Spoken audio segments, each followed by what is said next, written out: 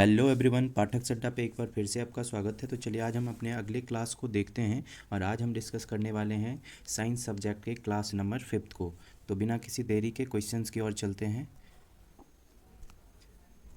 आज का पहला प्रश्न है, आकाश नीला दिखाई देता है क्योंकि the sky appears blue because option है हमारे पास, सूरज के प्रकाश में नीला रंग अन्य रंगों की अपेक्षा अधिक होता है, लघु तरंगदैर्घ्य वायुमंडल द्वारा दीर्घ तरंगदैर्घ्य से अधिक प्रकीर्णित होता है, नीला रंग अधिक सुखदायक होता है। तो ये तो ऑप्शन ही गलत है। चलिए फिर लास्ट ऑप्शन है, atmosphere is more absorb by short wavelength than long wavelength. वायुमंडल लंबी तरंगदैर्घ्य की तुलना में छोटी तरंगदैर्घ्य द्वारा अधिक अवशोषित होता है। तो इसका जो राइट आंसर होगा कि शॉर्ट वेवलेंथ स्कैटर ज़्यादा करता है as compare to the longer wavelength. तो इसका सेकेंड ऑप्शन सही जवाब है। अब इसके पीछे देखिए कुछ रीजंस होते हैं, उसको देख लेते हैं। अब ये ऐसा क्यों होता है कि देखिए एटमॉस्फेयर के अंदर टाइनी टाइनी मॉलिक्यूल्स प्रेजेंट होता है जो क्या करता है, ब्लू लाइट को चारों तरफ चारों दिशा में स्कैटर कर देता है, जिसके कारण आकाश का जो कलर है वो ब्लू हो जाता है। और ये स्कैटरिंग क्या होता है, क्योंकि ब्लू लाइट के पास स्कैटरिंग पावर ज़्यादा होता है एज कम्पेयर टू ज़्यादा वेवलेंथ वाला जो लाइट होता है, इस वजह से ये स्कैटर भी कर जाता है। वहीं पे दूसरा क्वेश्चन ये भी आ सकता है कि इवनिंग के टाइम में तो आकाश का कलर ब्लू नहीं होता। इसके पीछे क्या रीज़न है, तो जब जब इवनिंग आती है, शाम बढ़ते जाता है, तो ये जो ब्लू लाइट होता है वो स्कैटर हो गया रहता है। तो रेस्ट में जो बचता है वो जो ये blue light line of site से काफ़ी दूर चला जाता है, जिसके वजह से ब्लू कलर ना होके स्काई का कलर ऑरेंज और रेडिश टाइप का हो जाता है शाम के समय में। तो इसका जो सही जवाब था ऑप्शन नंबर 2। अगले क्वेश्चन पे हम चलते हैं। अगला प्रश्न है, the characteristics of super conductivity is. अति चालकता की विशेषता क्या है। ऑप्शन है हमारे पास, high permeability, low permeability, zero permeability, infinity permeability. तो इसका जो राइट ऑप्शन होगा zero permeability, option number 3, zero permeability. अब देखिए सुपर कंडक्टिविटी होता क्या है, तो सुपर कंडक्टिविटी होता है, इसको इंग्लिश में डिफाइन करेंगे, is a material that can conduct electricity with zero resistance. ऐसा मटेरियल जो इलेक्ट्रिसिटी को कंडक्ट करता है जीरो रेसिस्टेंस के साथ। तो इसका जो होगा इसके 4 कैरेक्टर होते हैं। इसका जो होता है कैरेक्टर नंबर 1 होता है, इसका रेसिस्टेंस क्या होता है, जीरो होता है।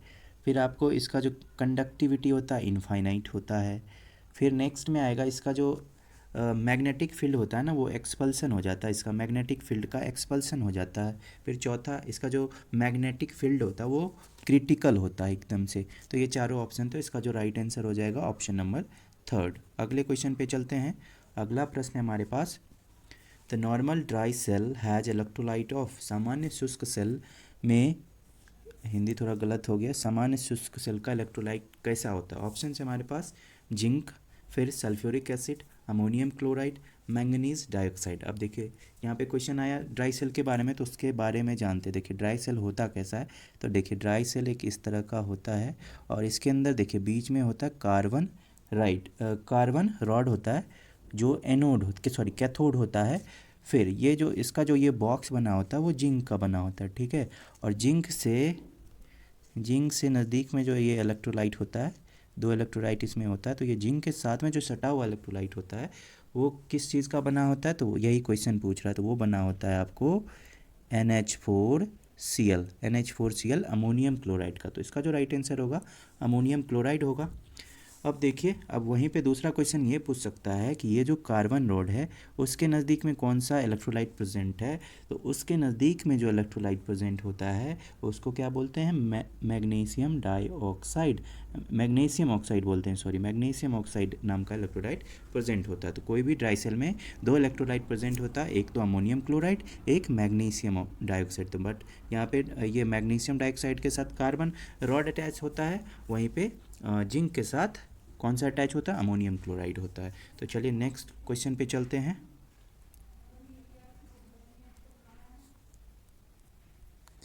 अगला प्रश्न है, ईयर इज़ मैक्सिमम ऑन। देखिए हमारे पास टोटल 9 ग्रह होते हैं और इसमें पूछा गया है कि सबसे बड़ा साल, मतलब सबसे ज़्यादा जो बड़ा साल होता है वो किस ग्रह पे होता है। तो चलिए बारी बारी से देखते हैं कौन से ग्रह पे जो ईयर होता है वो कितना होता है। चलिए आते हैं बारी बारी से। सबसे पहले देखिए मरकरी का देख लेते हैं। मरकरी का जो लगभग होता है साल कितने दिन का होता है, तो 88 दिन का होता है। और मरकरी को हिंदी में क्या बोलेंगे, तो बुध बोलेंगे, ठीक है, बुध बोलेंगे। फिर मरकरी के अंदर जो सैटेलाइट है वो एक भी सैटेलाइट नहीं प्रेजेंट है, तो यहाँ पे 0 सैटेलाइट हो गया। फिर आपको आता है वीनस 225 दिन का इसका साल होता है, और ये सोलर सिस्टम का सबसे गर्म प्लानेट है। इसको हिंदी में क्या बोलेंगे, शुक्र बोलेंगे। और यहाँ भी सैटेलाइट की संख्या 0 है। फिर आगे बढ़ेंगे, आपको आएगा मार्स को क्या बोलते हैं, चंद्रमा, मंगल। और इसका जो ईयर होता है 687 दिन का होता है। और ये तो मंगल हो गया, और ये सबसे मतलब सेकेंड स्मॉलेस्ट सैटेलाइट है सोलर सिस्टम के अंदर में। फिर आपको नेक्स्ट आता है, इसके पास जो नंबर ऑफ सैटेलाइट है कितना है, वो 2 है। फिर नेक्स्ट आ जाएगा आपको जुपिटर को क्या बोलते हैं, बृहस्पति, और ये सबसे लार्जेस्ट प्लानेट है। और इसका जो ईयर होता है लगभग 12 साल का होता है, 12 साल का होता है, और इसको बृहस्पति बोलते हैं। और इसके अंदर जो सैटेलाइट है, नंबर ऑफ सैटेलाइट अभी प्रेजेंट में 53 है, पर 26 और होने वाला है, ये ऐसा कहा गया है, माना गया है। तो ये तो हो गए 4 ग्रह के देख लिए हम। नेक्स्ट चारों के देख लेते हैं, नेक्स्ट 5 जो हैं। नेक्स्ट आता है आपको सैटर्न। अब सैटर्न के पास सबसे मैक्सिमम नंबर ऑफ सैटेलाइट मौजूद है, वो कितना है, वो 82 है। फिर सैटर्न को हिंदी में क्या बोलेंगे, शनि ग्रह। और इसके ऊपर जो ईयर का संख्या है वो कितना है, तो लगभग 30 साल, मतलब 29.5 ईयर। तो सैटर्न भी नहीं हुआ सबसे बड़ा। फिर नेक्स्ट आता है आपको यूरेनस, और यूरेनस के पास कितना सैटेलाइट है, 27। फिर इसको हिंदी में क्या बोलेंगे, अरुण ग्रह। फिर अरुण हो गया। फिर आपको इसका जो ईयर होता है वो कितने दिन का होता है, तो वो होता है आपको 84 साल का। फिर नेक्स्ट आता है नेपट्यून का जो होता है 165 ईयर्स का होता है, और इसको हिंदी में भी नेपट्यून ही बोलेंगे। इसके पास लगभग 14 सैटेलाइट होता है। अब देखिए सबसे बड़ा साल जो होता है वो किस पे होता है, वो आपको होता है प्लूटो पे। और प्लूटो पे कितना होता है, 200, लगभग 248 ईयर का होता है, ठीक है। और इसके ऊपर सैटेलाइट भी प्रेजेंट है, वो कितने होते हैं, 3 सैटेलाइट हैं। तो ये हो गए आपके ऑप्शन। सही जवाब जो इसका हो जाएगा नेपट्यून, 3rd नंबर ऑप्शन। अगले प्रश्न पे चलते हैं। डायनमो क्या करता है, पिछले भी क्लास में ये क्वेश्चन बताया गया था, तो ये रिपीट हो गया। तो इसका जो राइट आंसर होगा, डायनमो क्या करता है, आपको मैकेनिकल एनर्जी को इलेक्ट्रिकल एनर्जी में कन्वर्ट करता है। तो इसका जो ऑप्शन नंबर सेकंड है, सॉरी इसके नहीं चल रहा, ऑप्शन नंबर सेकंड है वो राइट है। और डायनमो किस प्रिंसिपल पे वर्क करता है, तो वो इलेक्ट्रोमैग्नेटिक इंडक्शन प्रिंसिपल पे वर्क करता है। अगले क्वेश्चन पे चलते हैं। अगला प्रश्न आता है 1 माइक्रोन इज इक्वल टू, देखिए हमारे पास ऑप्शन है 1/10 mm में ऑप्शन दिया गया है, तो इसको हम कैसे सॉल्व करेंगे। देखिए 1 माइक्रोन बराबर क्या होता है, 1 माइक्रोन बराबर होता है 10⁻⁻6 मीटर। और मीटर का वो 1 मीटर बराबर कितना mm हो जाएगा, तो 1 मीटर बराबर होता है आपको 1000 mm। अब हम क्या करेंगे, तो 1000 mm क्या हो गया, 10⁻3 हो गया। तो एक माइक्रोन इज इक्वल टू क्या हो जाएगा, 10⁻⁻6 गुने 10⁻3। तो ये -6 में 3 चला जाएगा, तो कितना हो गया, 10⁻3। 10⁻−3 हो गया, सॉरी -3 हो गया। तो 10⁻−3 को हम क्या लिखेंगे, 10⁻−3 को हम क्या लिखेंगे, 1/10⁻3 या 1/1000 mm। तो इसका जो राइट आंसर होगा 1/1000 mm। सॉरी चौथा ऑप्शन, चौथा नहीं तीसरा ऑप्शन। अगले ऑप्शन पे अगले क्वेश्चन पे चलते हैं। अगला प्रश्न है, rounded shape of rain drop is cause because of, वर्षा की बूंद का गोल आकार किसके कारण होता है, डेंसिटी ऑफ वाटर के कारण, सरफेस टेंशन के कारण, सतह तनाव के कारण, एटमॉस्फेरिक प्रेशर के कारण, ग्रेविटेशन के कारण। तो इसका जो राइट आंसर होगा, सरफेस टेंशन के कारण ही जो वर्षा का जो ड्रॉप होता है वो क्या होता है, राउंड शेप का होता है, स्क्वायर शेपेड होता है। तो ऑप्शन सेकंड करेक्ट होगा। इसके पीछे रीज़न क्या है सॉरी, देखिए कोई भी लिक्विड है ना, वो क्या करता है, एक्वायर करता है मिनिमम एनर्जी, और वो चाहता है कि वो मिनिमम सरफेस एरिया को रिक्वायर करे। तो इसमें जो गिवन वॉल्यूम है, इसमें क्या करेगा, सबसे मिनिमम सरफेस एरिया किसका होगा, जो स्फीयर होगा उसके पास ही मिनिमम सरफेस एरिया होगा। इसलिए वर्षा का जो बूंद होता है वो ग्राउंड सेपरेट होता है ड्यू टू सरफेस टेंशन। तो सतवां का क्या हो जाएगा ऑप्शन सही, दूसरा नंबर। अगले क्वेश्चन पे चलते हैं। अगला क्वेश्चन है हमारे पास, open door of refrigerator in a room can, एक कमरे में रेफ्रिजरेटर का दरवाज़ा खोल सकते हैं। ये हिंदी थोड़ा गलत हो गया, मतलब किसी रेफ्रिजरेटर फ्रिज का दरवाज़ा अगर किसी कमरे में खोल देंगे तो उसमें फ्रिज के टेम्परेचर पे क्या इफेक्ट पड़ेगा, ये क्वेश्चन कह रहा। तो देखिए, लोग नॉर्मली कहेंगे कि फ्रिज तो ठंडा होता है, उसमें चीज़ किसी भी चीज़ को डाल दो तो वो ठंडा कर देता है, बट यहाँ पे ऑप्शन जस्ट उसका अपोजिट होगा। रूम का जो टेम्परेचर है वो क्या हो जाएगा, गर्म हो जाएगा। तो इसका जो राइट आंसर हो जाएगा आपको थर्ड नंबर, रूम का टेम्परेचर गर्म हो जाएगा। अब ऐसा क्यों होगा, क्योंकि फ्रिज के अंदर से जो लेटेंट हीट निकलेगा ना, वो फ्रिज के अंदर से वो पूरे रूम को क्या कर देगा, गर्म कर देगा। यह इसका राइट आंसर हो जाएगा। अगले क्वेश्चन पे चलेंगे। अगला हमारा प्रश्न है, which mineral is the source of radium. Option से हमारे पास limestone, pitchblende, rutile, hematite. अब देखिए, रेडियम का जो सोर्स है, रेडियम कहाँ से लाया जाता है, तो रेडियम देखिए आपको यूरेनियम के खान से या थोरियम के खान से। वहाँ पे pitchblende, 1 ton pitchblende जो होता है, 1 टन पिच ब्लेंड जो होता है वो क्या करता है, 1/7 ग्राम रेडियम प्रोवाइड करता है। तो इसका जो राइट आंसर होगा option number second true answer है। अब लाइमस्टोन की बात आई है तो यहाँ पे लाइमस्टोन को क्या बोलेंगे, लाइमस्टोन को कहा जाता है आपको चूना पत्थर, यहाँ पे लिखा गया है। तो चूना पत्थर, इसको केमिस्ट्री वाले टर्म में क्या बोलेंगे, कैल्शियम ऑक्साइड, कैल्शियम ऑक्साइड। और इसका यूज किस लिए किया जाता है, तो स्टील मैन्युफैक्चरिंग में किया जाता है, माइनिंग पेपर प्रोडक्शन में किया जाता है, वाटर ट्रीटमेंट प्लांट में किया जाता है, वाटर का प्यूरिफिकेशन करने में किया जाता है। तो ये तो लाइमस्टोन का हो गया। फिर रूटाइल आ गया। रूटाइल क्या है, एक ऑक्साइड मिनरल है, ऑक्साइड मिनरल, ऑक्साइड मिनरल है। और इसका जो यूज होता है, ये किस चीज़ का बना होता है, आपको TiO2 टाइटेनियम डाइऑक्साइड का बना होता है। और इसका यूज होता है ग्लास मैन्युफैक्चरिंग कंपनी में कलरिंग एजेंट के रूप में। फिर हेमेटाइट आ गया। हेमेटाइट जो है वो आपको क्या है, लोहा का एक अयस्क है। और लोहा के कितने टोटल अयस्क होते हैं, तो लोहा के मेन जो अयस्क हैं उसमें आपको हो जाएगा, हेमेटाइट का फार्मूला क्या हो जाएगा, Fe2O3 हेमेटाइट हो गया। फिर आपको लेमनोलाइट हो गया, फिर सीडेराइट हो गया, फिर जियोथाइट हो गया। ये सारे के सारे आयरन के ओर्स हैं, आयरन के अयस्क हैं। अगले क्वेश्चन पे चलते हैं। अगला क्वेश्चन है हमारे पास, the theory of atom bomb is based on, परमाणु बम का सिद्धांत किस चीज़ पे आधारित होता है। तो ऑप्शन है हमारे पास परमाणु संलयन, न्यूक्लियर फ्यूजन, फिर बोथ ऑफ देम, फिर नन ऑफ द अबव। तो इसका जो राइट आंसर होगा, न्यूक्लियर फ्यूजन के कारण ही न्यूक्लियर फ्यूज़न के प्रिंसिपल पे ही ये एटम बम का फॉर्मेशन होता है। अब देखिए, न्यूक्लियर फ्यूज़न क्या होता है, कोई भी एक बड़ा सा एटॉमिक पार्टिकल इलेक्ट्रॉन वो क्या करता है, छोटे छोटे स्मॉल पार्टिकल में, छोटे छोटे स्मॉल पार्टिकल में वो ब्रेक हो जाता है। इसी प्रोसेस को क्या बोलेंगे, न्यूक्लियर फ्यूज़न कहेंगे। और इसी के जस्ट अपोजिट में क्या होता है, इसको डिफाइन कैसे करेंगे, तो इसका मतलब कोई भी sub division of a heavy amount of nucleus into a smaller nucleus, तो इसको क्या कहेंगे, न्यूक्लियर फिजन बोलेंगे। अब वहीं पे इसके अपोजिट में क्या होता है, सनलाइट, सन के अंदर जो एनर्जी होता है, फिर हाइड्रोजन बम के अंदर जो एनर्जी का फॉर्मेशन होता है वो किस सिद्धांत पे वर्क करता है, तो न्यूक्लियर फ्यूजन के सिद्धांत पे। न्यूक्लियर फ्यूजन के सिद्धांत पे कौन सा हो गया, सन के अंदर एनर्जी हो गया, फिर हाइड्रोजन बम की एनर्जी। तो ये दो क्वेश्चन जब पूछे तो आप न्यूक्लियर फ्यूजन लगाना, और फिशन की बात आएगी तो एटम बम इसका राइट आंसर होगा। अगले क्वेश्चन पे चलते हैं।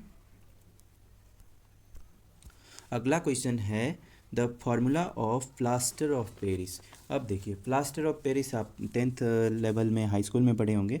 तो प्लास्टर ऑफ पेरिस को कैसे बनाया जाता है, पहले ये देखते हैं। एक जिप्सम होता, एक इंटरेस्टिंग फैक्ट है ये कि प्लास्टर ऑफ पेरिस का नाम प्लास्टर ऑफ पेरिस पड़ा क्यों, तो देखिए इसका फॉर्मेशन होता है जिप्सम, जिप्सम।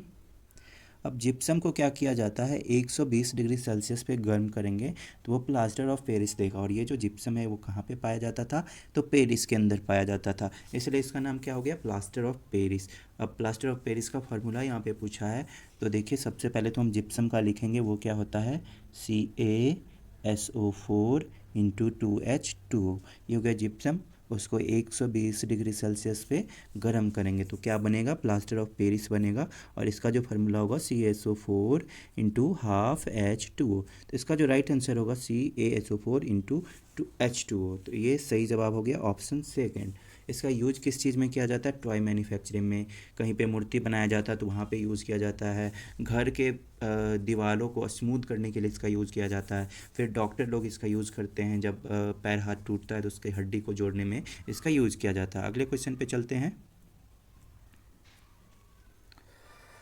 अगला प्रश्न है हमारे पास, लेमन टेस्ट सोर इज़ काउज्ड बाय, नींबू खट्टा किसके कारण होता है? तो इसके अंदर क्या होता है, आपको साइट्रिक एसिड प्रेजेंट होता है। नींबू के अंदर साइट्रिक एसिड प्रेजेंट होता है, और जिस जिस फल में साइट्रिक एसिड प्रेजेंट होगा वो खट्टा टेस्ट प्रोवाइड करता है। तो इसमें और कुछ एग्जांपल्स ले लेते हैं। नींबू के साथ ऑरेंज को देख लो, वो भी खट्टा होता है। इन सभी में साइट्रिक एसिड पाया जाता है। नेक्स्ट क्वेश्चन आता है, इसमें है कुछ पॉइंट जो कि एग्जाम में पूछे जाते हैं इससे रिलेटेड क्वेश्चन। अब देखिए, टार्टिक एसिड की बात आई है, इसको केमिकली क्या बोलते हैं? Dihydroxy butane dioic acid. और ये किस में पाया जाता है? तो टार्ट्रिक एसिड जो है वो आपको ग्रेप्स के अंदर पाया जाता है, ग्रेप्स में, अंगूर में। फिर टैमरिंड के अंदर पाया जाता है टार्ट्रिक एसिड। फिर नेक्स्ट देखते हैं हाइड्रोक्लोरिक एसिड। हाइड्रोक्लोरिक एसिड अपने स्टमक के अंदर पाया जाता है, और ये किसके द्वारा प्रोड्यूस किया जाता है? डाइजेस्टिव ट्रैक्ट पे होता है हर एक मैमल में। और ये स्टमक के अंदर एक पैराइटल सेल्स होता है जिसके द्वारा HCl प्रोड्यूस किया जाता है, और ये कहाँ पे प्रेजेंट होता है? तो स्टमक के लाइनिंग पे अंदर में। फिर नेक्स्ट पे देखते हैं आपके पास अगला जो प्रश्न है, एसिटिक एसिड। इसको क्या बोल सकते हैं? इसको विनेगर भी बोलते हैं, इसके विनेगर। फिर आपको विनेगर हो गया, फिर ये कहाँ पे प्रेजेंट होता है? तो पिकल, जिसको अचार भी बोलते हैं, पिकल में प्रेजेंट होता है। Chemically it is called ethanoic acid. इसका फार्मूला क्या होगा? इसका फार्मूला होगा CH3COOH। ये हो गया एसिटिक एसिड। अगले प्रश्न पे चलते हैं। अगला प्रश्न हो गया हमारे पास, which one is false about bleaching powder. Option है हमारे पास, highly soluble in water, light yellow colour powder, oxidising agent, reaction with dilute acid it gives chlorine. अब देखिए, ब्लीचिंग पाउडर, ये भी 10th लेवल पे आप पढ़े होंगे। अब ब्लीचिंग पाउडर का फॉर्मेशन कैसे होता है? देखिए, ड्राई लाइम जब क्लोरीन के साथ मिलता है तो वो ब्लीचिंग पाउडर बनाता है। इसका वो केमिकल रिएक्शन भी हम यहाँ पे अब लिख सकते हैं, आपको देख लेते हैं ये क्या होता है। सबसे पहले तो ड्राई लाइम का देख लेते हैं। CaOH का होल 2 प्लस Cl2, जब ये रिएक्शन करेगा तो ये क्या बनाएगा? OCl2।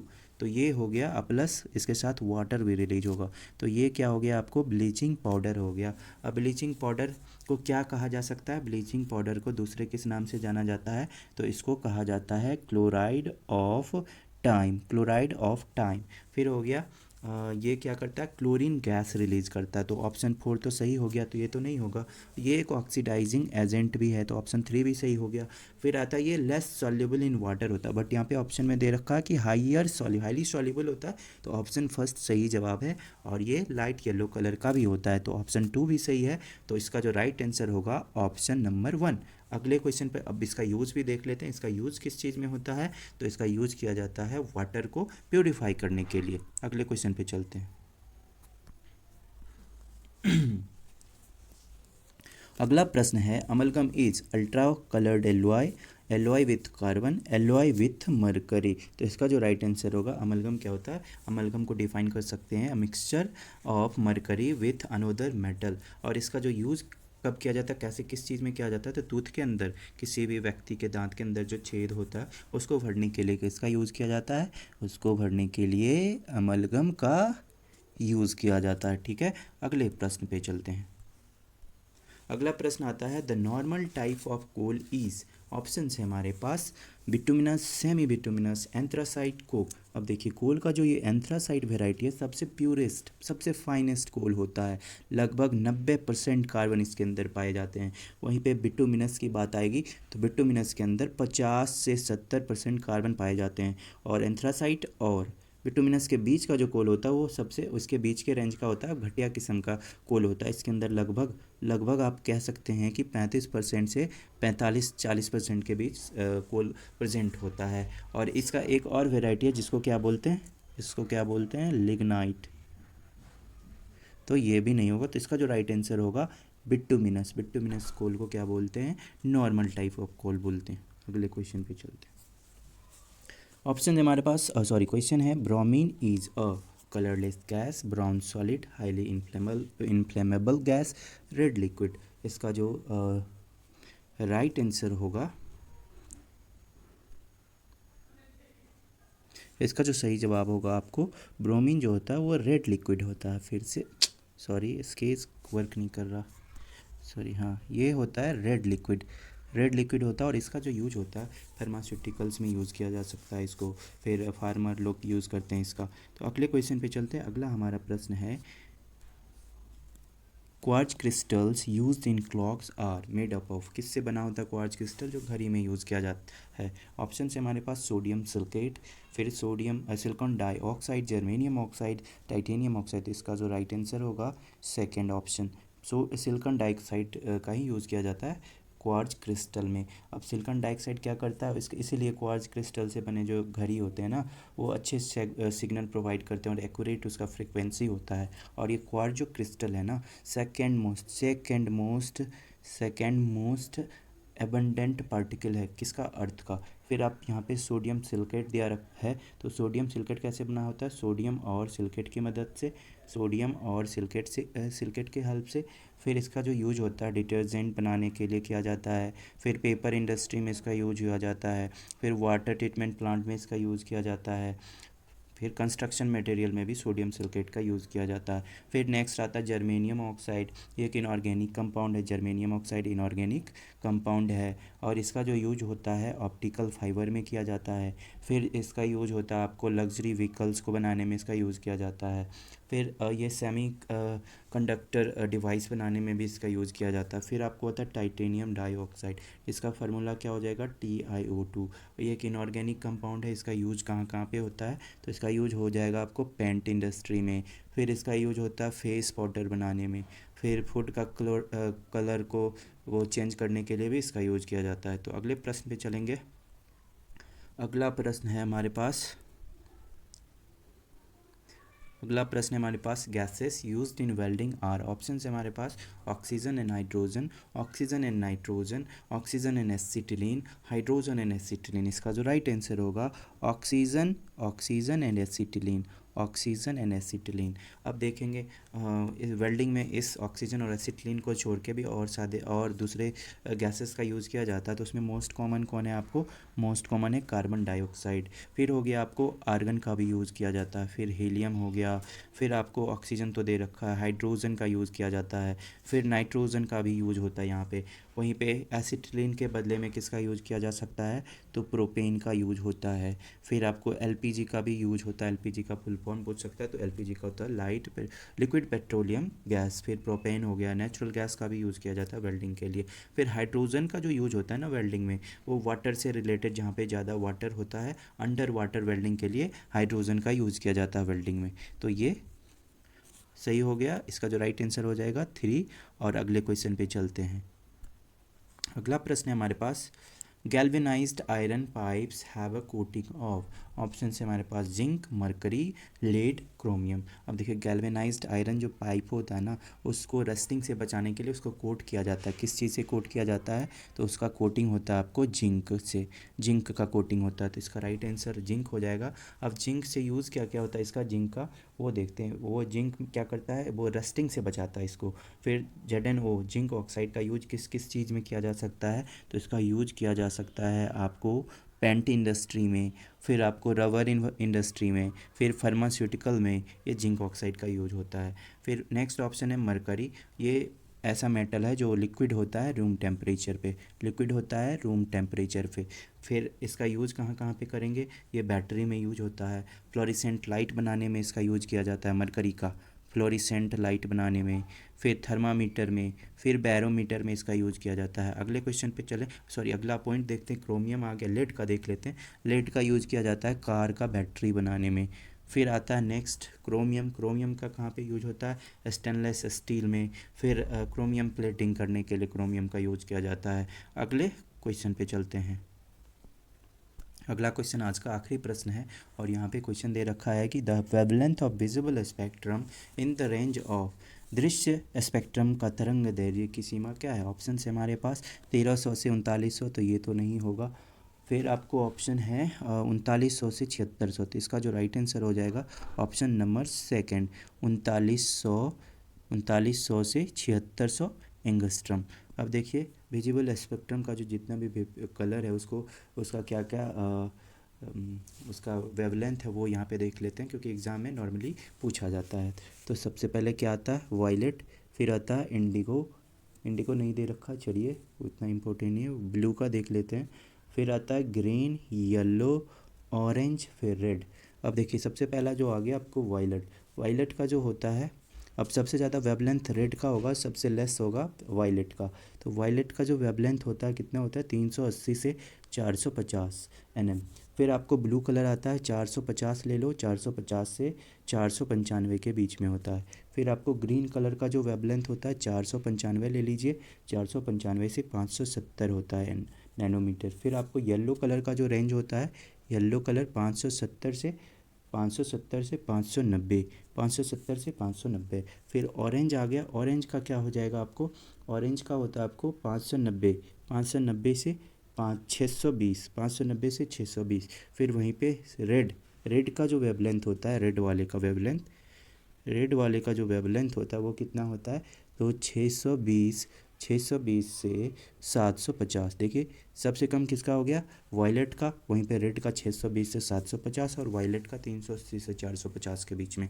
तो ये आज का क्वेश्चन था और आशा करते हैं कि आप लोग को पसंद आया होगा, और पसंद आया तो हमारे इस वीडियो को लाइक कीजिए, कमेंट कीजिए कोई दिक्कत है तो, और अपने दोस्त के साथ शेयर भी कीजिए ताकि मुझे भी सपोर्ट मिले और कॉन्फिडेंस आए और वीडियो बनाने के लिए। तो मिलते हैं हम अपने नेक्स्ट क्लास में, तब तक के लिए बने रहिए हमारे इस यूट्यूब चैनल पाठक अड्डा के साथ। धन्यवाद।